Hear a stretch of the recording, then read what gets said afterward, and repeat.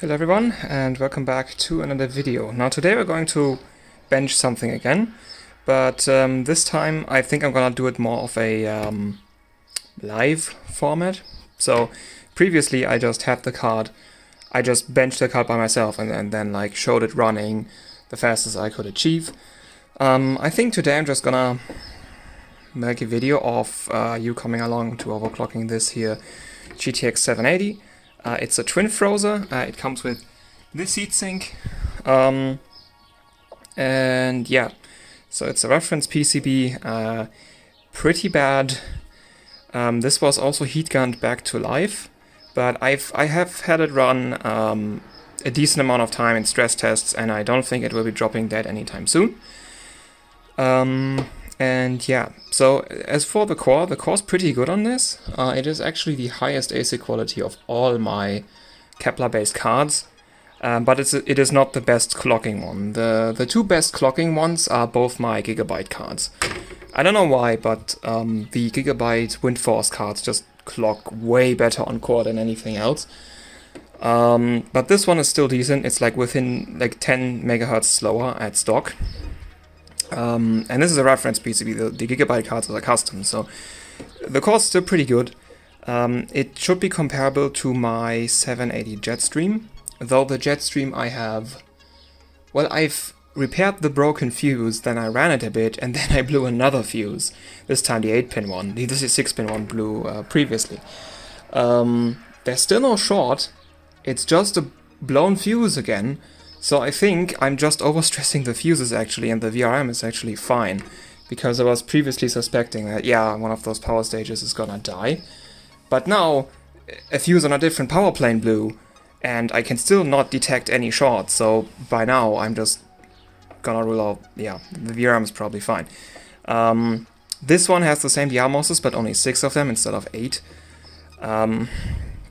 It is a pretty weak VRM, but I don't think I'll be blowing it up today, since I had a 780 Ti, which is essentially on the same VRM, but has more cores and draws more current, and that one ran fine at 1.3 volts, so I assume this one will survive a bench session. So I'm gonna set this one up. This is actually a good mount, like, it's a decent mount. In the middle of the core, the contact was quite good. On the outside, not so much. So this is a rather flat die. Like, this is better than average, from what I've seen. That or this cooler just matches the shape of the die.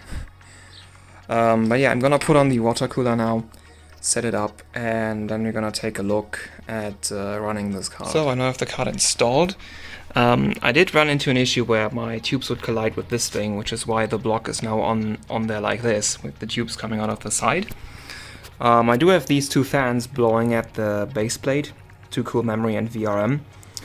One reason why I'm a bit worried about the VRM is that it just has this very thin metal plate on it, and that 780 Ti I was talking about did not have that. It had a much better heatsink for the VRM. And there's also a certain 980 Ti from EVGA that has a cooling plate very much like this for the VRM, and the 980 Ti is using a very similar VRM to this one, and that 980 Ti has a tendency to blow up.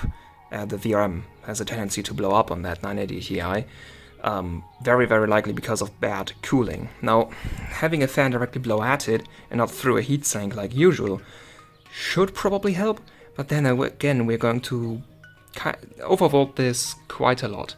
Not very much. There's no volt mod on this, so what we're gonna do is in software, and in software you can set up to 1.3 volts, which more or less translate to like 1.25 behind the core under load.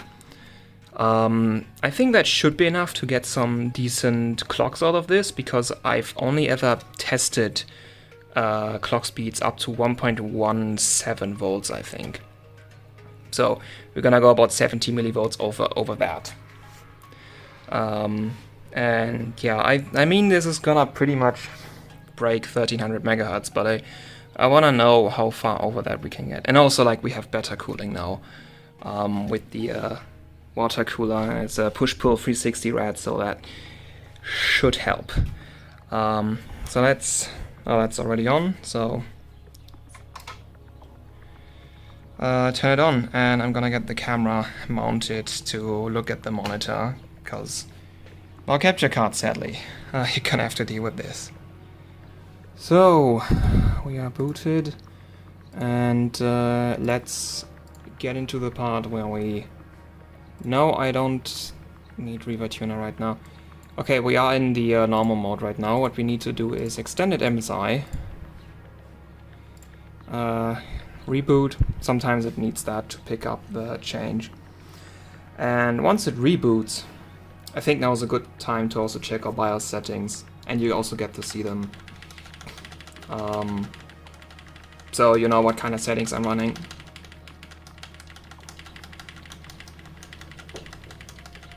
Oh, this is taking a while today. Come on, there we are. Okay, the motherboard, by the way, is the Z370 Gaming 5. It's essentially a Gaming 7, but with a much worse VRM. Wow, why is this lagging so much? Like, you can hear when I'm tapping the button, right? Oh god, this is not good. At least the mouse works. So we are at 5.1 GHz on the CPU. We are at 4.9 Encore. I used to have it 5.1, and it was like TM5 and memtest stable. It just did some weird issues with the OS. Like, it had some weird like freeze issues, but only when it was under low loads, like single core loads. Under all core loads it was fine. 4.9 so far did not have an issue. We had 3700 MHz on the memory, simply because the board won't train anything higher than that. Like, even if your sticks are perfectly capable of doing that, which I'm running two 8 GB Hynix CJR modules, they can do 3800 fine. I think they can even do 4000. Yeah, this board being a T topology, a Z370 T topology, this just can't boot anything. Like, even 3733 straight up won't post. So this is the maximum we can get away with. Then, as to memory settings, I'm running 60, 90, 1928, and then 36 TRFC, 470 TRFC, and command rate 1.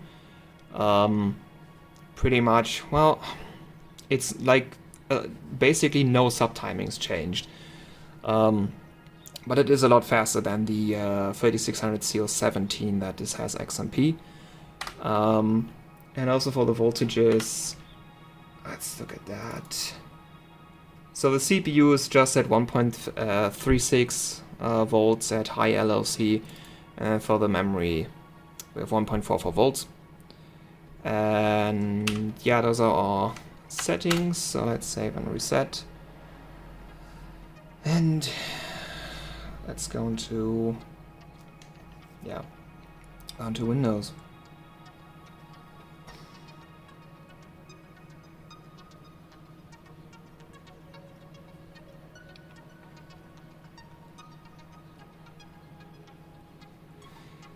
So now I'm as Afterburner should have picked up the change. Yes, it has, and now we can up to 1.3 volts. Fan speed shouldn't do anything. This shouldn't do anything, like, get away, ReverTuner. So one of my notes in the binning chart for the card, because I did bin it, like, do the voltage and clock testing I do with pretty much all the cards I have. And my note for this one was severely limited by power limit, because there's a reference PCB, it's gonna come with the reference BIOS. Now actually I think this had a higher power limit, but now it has a 900 watt limit, or 600 watt if you don't touch the slider. That's gonna be enough. Wow, this supports 10 different memory chips. Interesting. Yeah, ASIC quality is better than 81.3%. That's the highest ASIC score I have. The second highest would be the 73.1% that my 780 Ti WindForce has, which is the best, used to be the best core I had. It died at some point and I brought it back with the heat gun, and now it's much worse. Now it's doing 1250, which is average. or like slightly below. I think 1260-ish is average.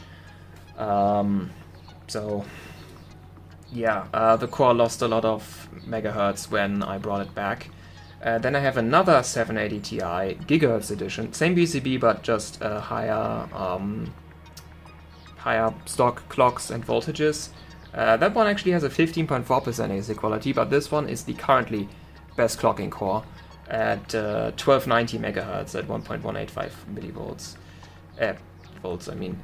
This card for the binning chart is at stock voltage, which is 1.12 volts. It did 1241, which is kind of low, but the voltage is also pretty low. And then at what without this is the highest voltage at 1.17 volts, it did 1280. So yeah, from like less than 50 millivolts, we scaled a lot of megahertz. And yeah, this one was also at 51 degrees. It should now be a lot colder. And yeah, let's just try 1300 first. 1250, does that bring us to 1300? One tick more. I said one tick more. And we have 1306. That should pass. That should pass. And the memory on this, I'm not gonna mess with the memory now, where we're trying to find core stability. But this one has, for a 780, the best memory I have. This does a 3763. It is Hynix AFR. All my 780s are Hynix AFR, in fact. Yeah, and this one is the best of them. Like 3763. My 780 Ti's all pretty much demolish this because they can all... well, the gigahertz edition does 3900, but the TwinFrozr does 4000, and my Matrix does 4200. But that's on BFR, not AFR. But yeah, like for because 780s come at 3 gigahertz and 780 Ti's come at 3.5. Yeah, for the cards that come at 3 gigahertz and use AFR, this one is the best. But yeah, sometimes putting in higher memory can destabilize your core. So I'm gonna test for max on both independently, or more like I've already tested memory. But I'm gonna test for the core. And yeah, basically now it's just time to run Firestrike until we crash.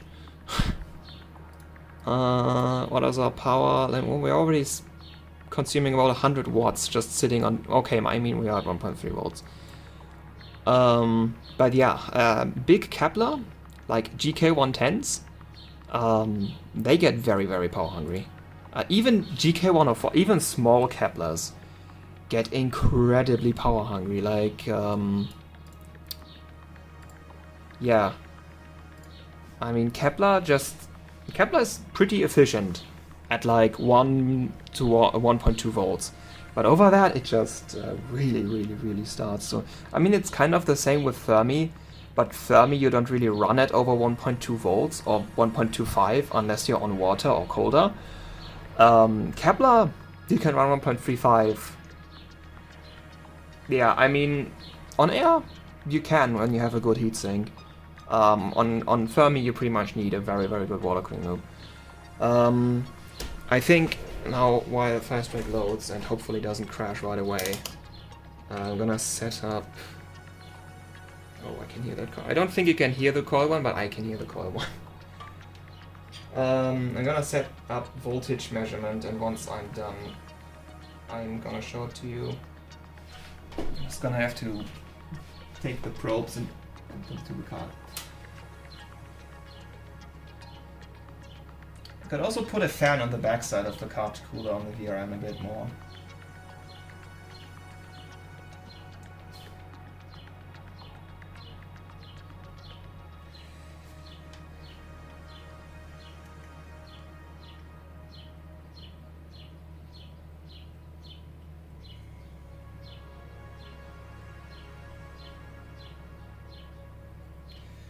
Yeah, okay, I have to slightly press it down So while this runs, yeah,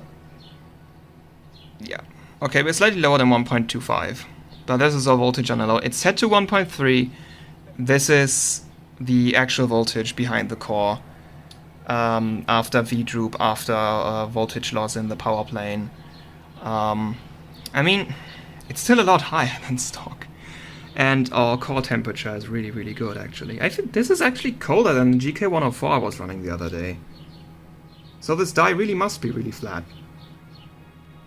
Because my ambient is higher now than when I was running that GK104, and the GK104 was hotter at like 34 to 35. This is 33. Because that GK104, well, actually that also had pretty good contact. Like, I don't know. I take this away because, like, sometimes just having it be there gets you a voltage, but on this one it doesn't. So, I'm just gonna take that off again. I did not touch memory voltage, just because I can't do that in software. By the way, here's the EVC. It does not support the NCP 4206, it only supports the 4208, which is basically the same, except that the 8 has 8 phases and the 6 has 6. I think they're mostly the same. I was told that if you ask Elmer to add a controller to the EVC software, he'll just do it. But I could also just volt mod this and save him some work. So, yeah. How does the VRM get? It's getting into outshot territory, so about 60 degrees on the back side. We did pass. Okay. That score's not particularly good, but like we haven't pushed the core that much for like my standards, and the memory is stock. So yeah, we have a decent. Oh well, like my physics. Okay, like Afterburner's running, GPU is running, Reaver Tuner's running, like that impacts your physics score. So for that, like usually I'm shooting for 22k. When I'm going for scores, because that's about what I get with my 8700K at 5.1 GHz and then the memory overclock. Without the memory overclock, it's more like 21 to 21.5. So the memory overclock does something. It's not a whole lot though, because the 87, like my 8700K is pretty good, as far as I know. Like from what I know, most 8700Ks overclock like ass, and I'm at relatively low voltage, like 1.36, which I actually am running the highest LOC this motherboard allows. So my load voltage is like 1.33, 1.35, but that's at the VRM. Die sense is gonna be much, much lower. This motherboard just doesn't have that sensor. So my voltage is kinda low for 8700Ks, and then I'm at 5.1. Like most 8700Ks wall at like 5, and you need like 1.4 volts. So this is not the best, but a pretty good 8700K, but it's still just an 8700K. It's 6 cores. If I would use my 5800X, which is in my daily system, I would probably demolish a lot of scores. But since I have a full custom order loop in my daily, I'm not gonna tear that apart. Maybe one day I'm gonna get like a 10 core or 12 core. Like maybe I'm gonna find a 3900X for cheap, but then I'm gonna need a new motherboard again. Yeah, like main reason why I'm not as competitive on HWBot with my stuff is the CPU. Like it's 6 cores, you can't get around that. So let's just go for 300. This did 1280, and we just gave it a lot more voltage. This should actually, let's try 1320, 320. I mean, like it should pass. Okay, that's 1360. That might be pushing it a bit, but 1350 I would expect to pass. Let's check for 1360. And I'm gonna get that fan and point it at the back of the card to cool that VRM down a bit. Probably won't do anything, but well, if it helps not having a meltdown live on camera, I'm gonna do it.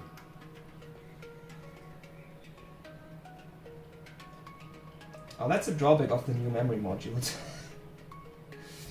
On the old RAM modules I had, which are Corsair Vengeance RGBs, You used to be able to just place a fan on them, but the ones I have now, which are Viper Steels, they're just too flat. You can't place a fan on those RAM modules because it's just gonna slide off. So now I'm gonna have to think of something to place that fan there. Oh, that should be okay. Okay, we don't have an instant crash. We're not seeing any artifacts.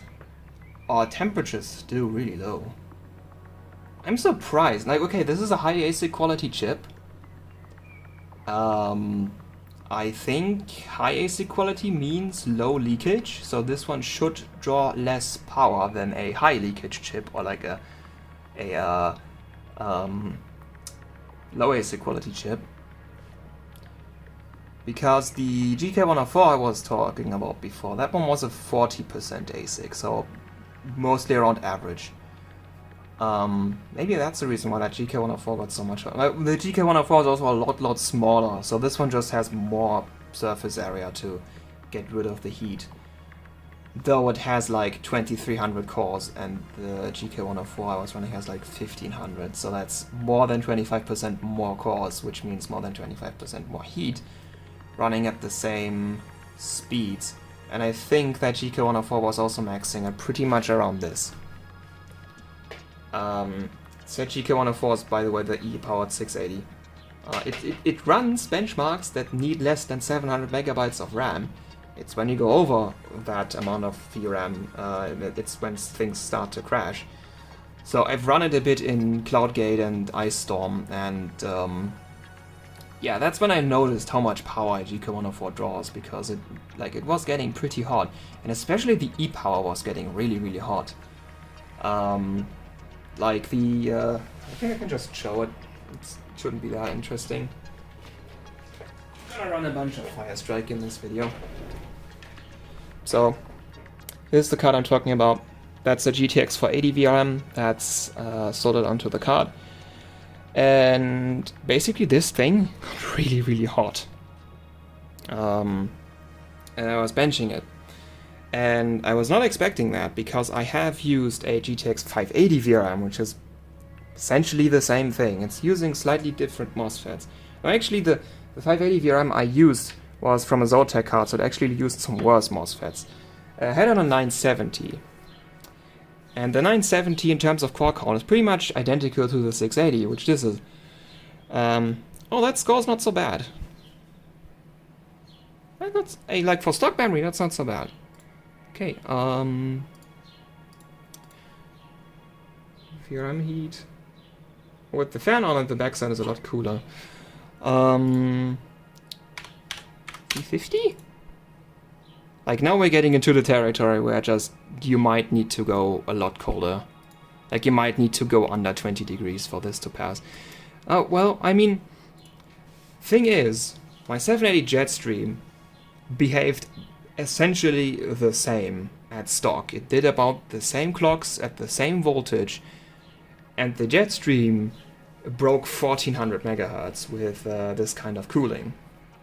I got to 1437 when it was really cold. Like, not really chilled water, but like at night, window open, and fan blasting cold air into the room at the radiator. That cold, so I think about like low 20s. It did 1430. Assuming this one is about equal, because so far it's quite impressive, I will be really happy. Like, okay, the thing is, this PCB doesn't have fuses. If something goes wrong here, it's just gonna be done. Well, my power supply is pretty good. Like, my power supply has saved several cards from dying because high-side MOSFETs failed. There's at least two, like the GTX 460 SE had a high-side blow-up. My RX 570 had a high-side blow-up. What else? The GTX 970 Jetstream, I caused a short and didn't know about it, and and the power supply refused to power on with that card installed. And I think that's it. Oh, we hard crashed though. Yeah. Okay, this is the point where we might need to go higher. Like, we are just at 1.24 volts.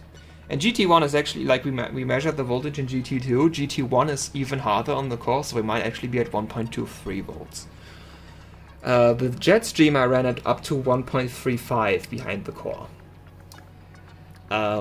So, yeah. Like, I mean, for the voltage you're running at, this is really doing, like, really great. Like, pretty great. Wait, did we actually go down a step by, well, I guess we're gonna see. Like, the card's going 13 megahertz steps, but I go in 10. So, sometimes you put in 10 more and it actually doesn't change the clock. Or, like, you take away 10 and it doesn't change the clock. Yeah, I don't think we're gonna break that 12,000 something score. I think that's actually one of my scores. That might be with the Jetstream. That's probably with the Jetstream. Because I think I ran it with the 8700K. Wait, 1385. Okay, we're seeing artifacts. Okay, it ran for a bit longer, but like still very unstable. Yeah, we didn't change the clock by going down. Oh, did we? Wait. No, 1384. 330. Didn't we just? No. We ran 320. Okay. What would be something that would be really helpful is the Gigabyte 780 Ti's I have. I don't know how, but they don't go in 13 megahertz steps. They go in 2 megahertz steps. So being able to fine-tune the clock like that is something really nice. It might actually work if I just take a 780, like a Gigabyte 780 BIOS and flash it on this. Assuming Gigabyte did that, what they did with the 780 Ti's on the 780s as well. They did have 780s with the same PCB as their Ti's. If I flash one of those BIOSes onto this card, I might be able to do that precise. Okay, we crashed again. Okay, so 1368 was it? Is our core. Like 1358. Ah, never mind. Yeah. Okay, that's still pretty good though. Like for under 1.25, this is really good. Like where was it? I've been told for Kepler, really good cores are gonna hit 1400 megahertz at 1.3 to 1.35 volts. Not 1400, 1500 megahertz. 1400 is probably around the 1.27 range, if I would guess. And I did reach 1500 on my really good 680 at 1.35. And I didn't even run that one cold. Like, I think that was just a normal water cooling. So yeah. Oh, actually, yeah. That claim about the highest AC quality on Kepler, yeah, that's that 680 actually. I just didn't have it in my list. Well, actually I did. I just didn't have the AC quality of it in my list. Okay, so let's. I'm bad at math. No, I am.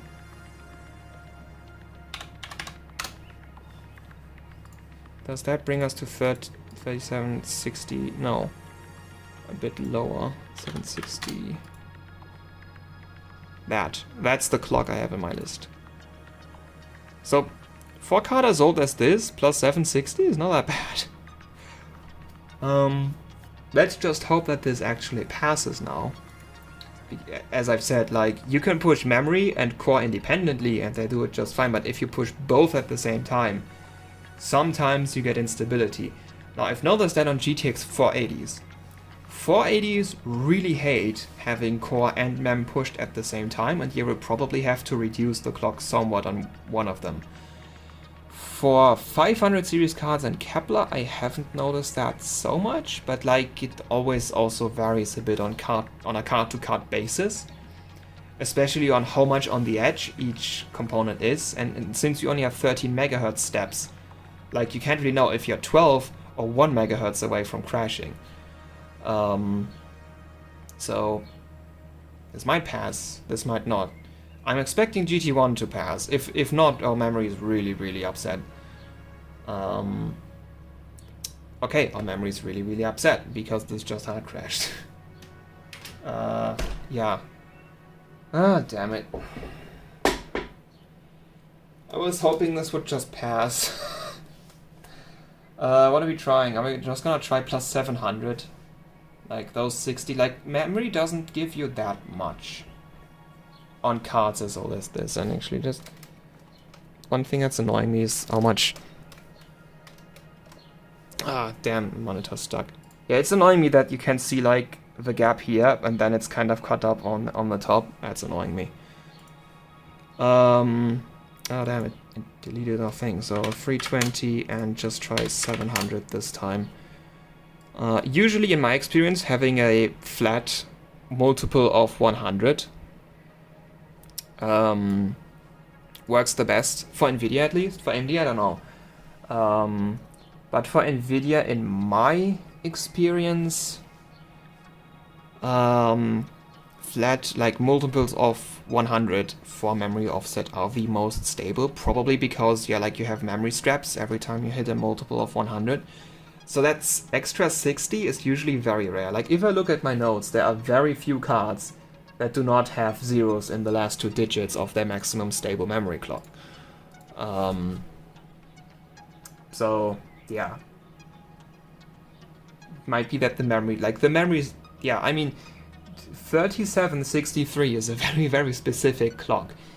3765 was not running, it did not pass when I tested it the last time, so yeah, I hope this passes now. What are we doing on VRM? It should be pretty cool. Yeah, it's cool, because we just crashed the card and spent a lot of time on desktop. Please pass.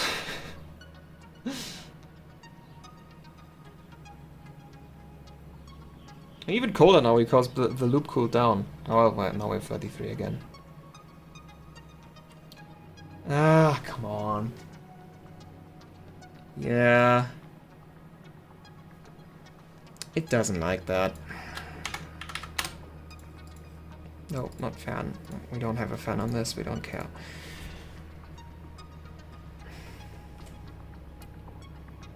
Like it can't be... Oh wait, it could be heat.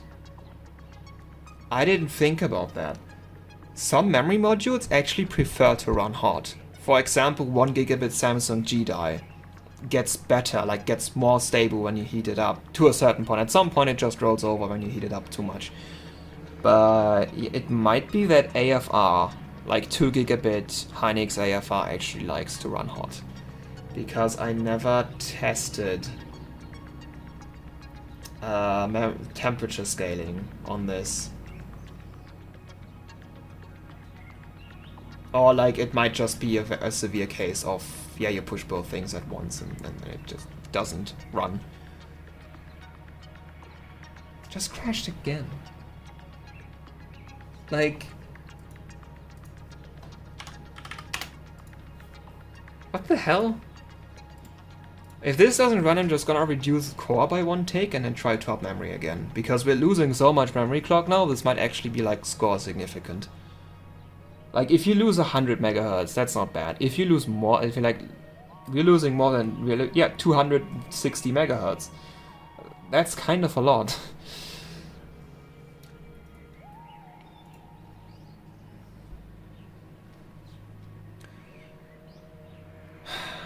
So let's see if this one passes.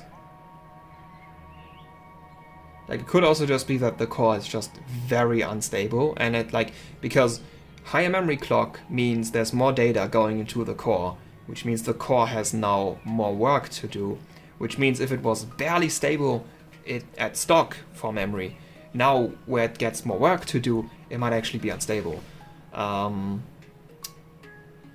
So, because this is GT1, this is core heavy, this is not memory heavy. And we just saw an artifact. Yeah, I think this is actually just the core being like very much on the edge, like 1-2 megahertz away from crashing. Because I mean the other ones ran briefly, but for less than 10 seconds. So this is probably gonna pass fine then, if it's the core, because this is less core heavy, this is more memory heavy, and since we're just running a very, very low memory clock, like the only way this is gonna crash if it's the core is just the core heating up a lot, but like we're spending still in the low 30s, so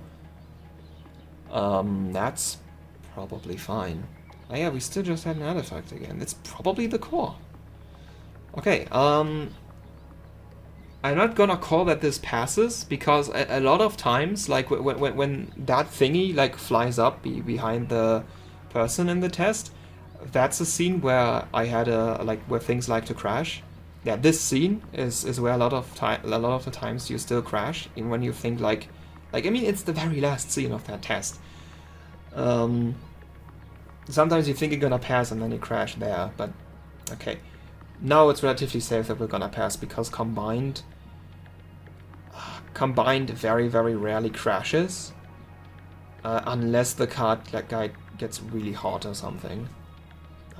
But like, yeah, I think all core temperatures are really good.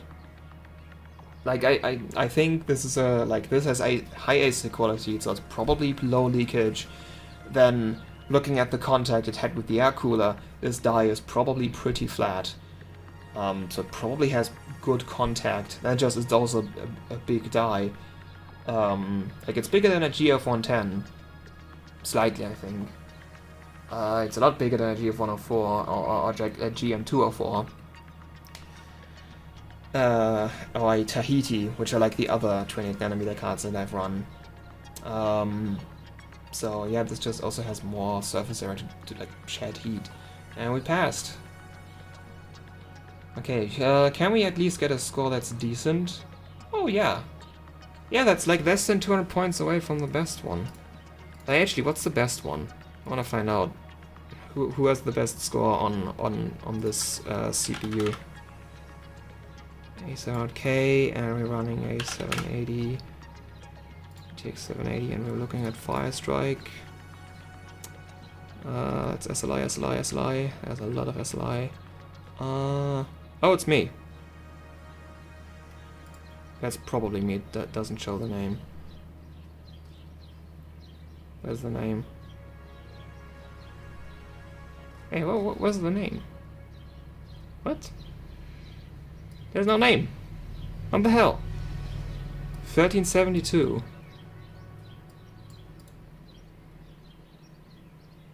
Yeah, I'm okay. Like that's the same motherboard I have, and that's the same RAM speed that I have. Okay, that like can be pretty safe that this is a result from me. Kind of want. Oh, that's probably. Yeah, I remember. That's the Jetstream on air. This is what the Jetstream does on air. By the way. So it's a bit better than this one, but I ran higher voltage into it. So, and like, how are we comparing for? Our physics is lower. Our combined is lower. Okay, we're just kind of lower overall, but not by a lot. Yeah. Okay. Do I save this? No, I have a better result. Let's save this profile. Let's go down a bit on core and try to get some higher memory clock and see if we can maybe get a better score that way. I doubt it, because we got really close to that 13... Like, I mean, we're behind 20 megahertz on core. And actually this, we ran the same memory frequency, didn't we? Yeah, okay, so this is lower. So let's try the 760 again. Probably, well, I think we might have to run like 700, not 760. Because I think that not like the non-multiple of 100 memory offsets run only when like your core is really, really stable. And this one, well, I mean, we had to lower our memory clock by more than 200, like by 260 megahertz to get it to pass, and still got artifacts midway through. But let's see. Let's see. If this passes, we might actually get a better score. Like, I'm not entirely sure how much influence memory has on this generation. It's more than on Fermi. Like, the more recent you go, the more of an impact memory clock has. And we're not crashing right away. That's a good sign.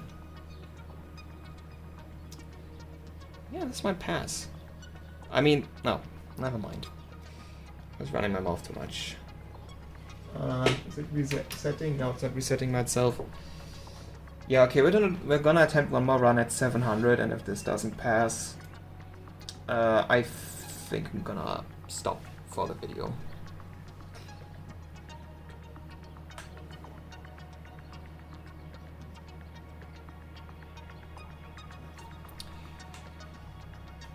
Okay. Go down here and then try 700. And let's just close all the stuff. Assuming this will pass, we want to get that better physics score. I also don't know if the NVIDIA driver is actually set to high performance. I think it is because we got pretty close to that other score. Yeah, it's maximum performance and high performance. Didn't run LOD though, but I mean, I probably did. It just won't show up in the ranking if you run LOD because that invalidates your result. And also, I don't know why it thinks I have G-Sync on. I don't.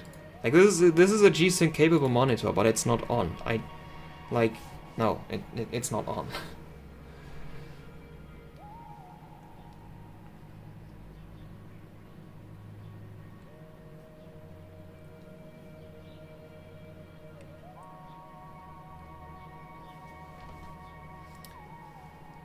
Come on, just collect system info. I hate it when it does that. Sometimes it just takes forever and I don't know why. And it's also really CPU heavy.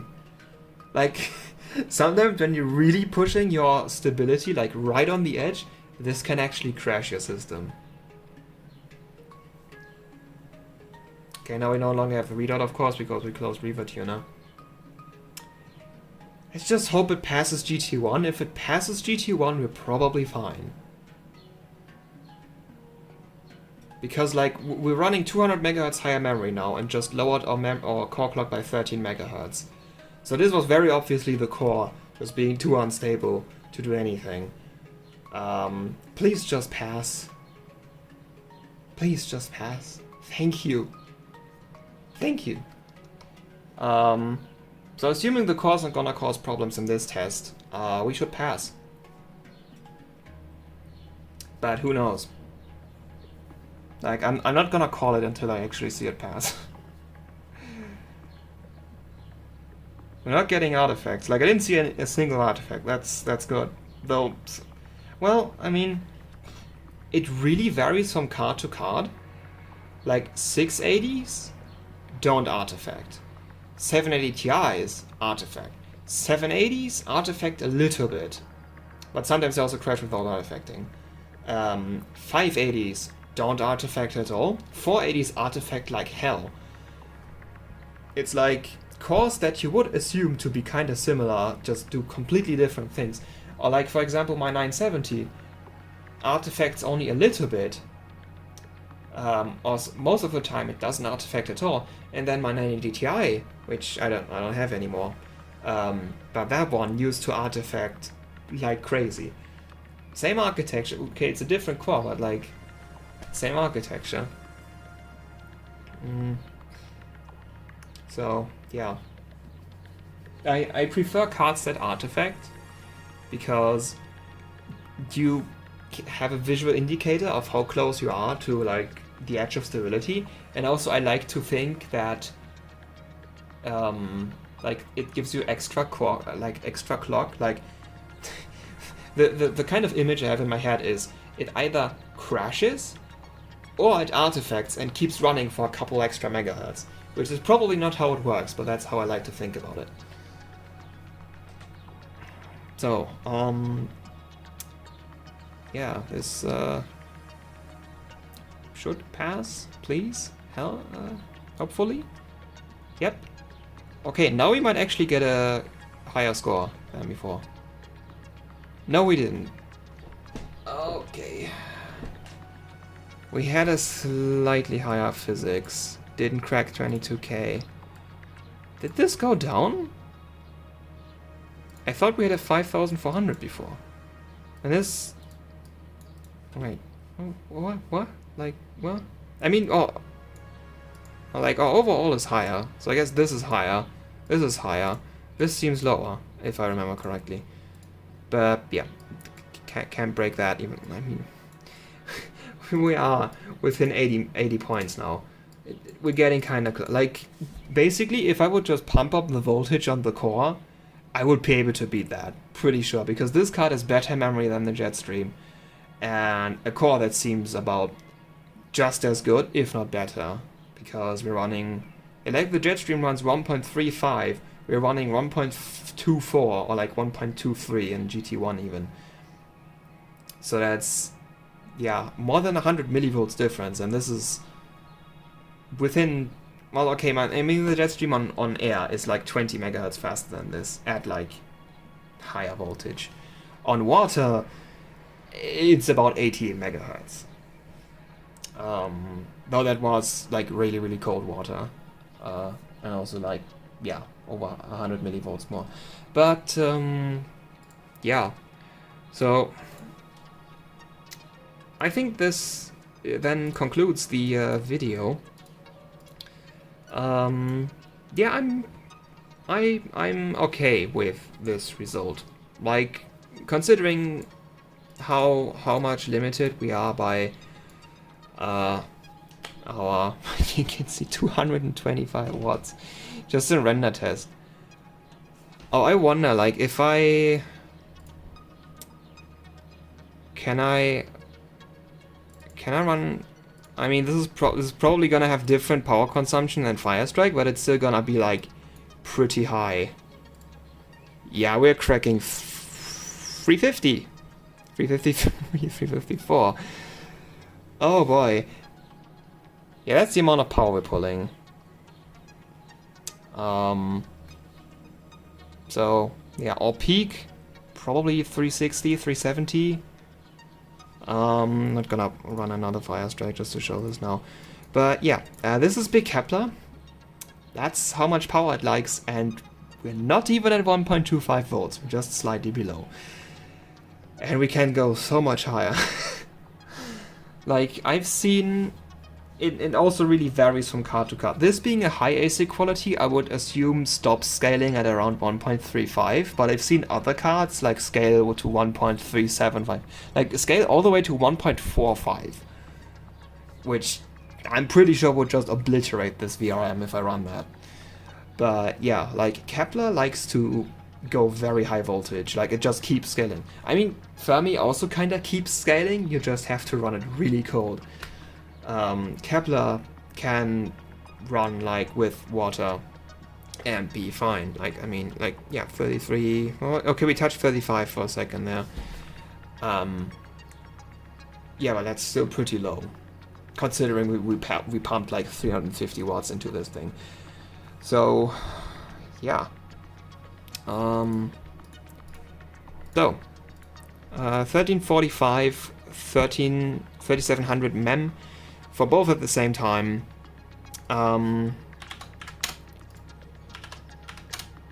Oops. So that's not benchmark stable, but that's what we got individually as max on each component on like core and memory. Yeah, so the memory on this, 4 780s and 680s for everything that comes with 3 GHz memory stock. This is pretty good. This is pretty good memory. And the core, considering we're just running 1.23 to 1.24 volts behind the core, pretty good result. If you ask me, pretty good result. So yeah, I'm satisfied with this card. Now it just needs to not die when I push it more, because I'm gonna push it more. I was actually thinking about e-powering this card. Actually, now I would consider more e-powering this card, because now I know that it's worth it because it has good mem and a good core. I wasn't completely sure that this card would be worth to e-power. Now I know it is. The thing is just, this was heat gun back to life, and this could drop dead any second. Probably won't, because like you can see it can clearly take abuse, and it ran stress tests for not for hours, but for like a long time, like longer than most my cards see in benchmarks. So I think even though this was heat gun, this card is not gonna drop dead anytime soon. Or if it doesn't, well, I'm just gonna heat gun it again and get at least another couple hours out of it. Then I get another card and hope it's as good as this one. But this card is pretty good. It's just the VRM, like, sucks. It's bad. It's gonna blow up at some point. So, yeah. That's where we ended up. Pretty good result. I like that. I like this card. And I hope you liked this video. It's been really long. It's hopefully gonna be under an hour. So yeah, if you're still here, thank you for watching. Hope you enjoyed. And until next time, goodbye.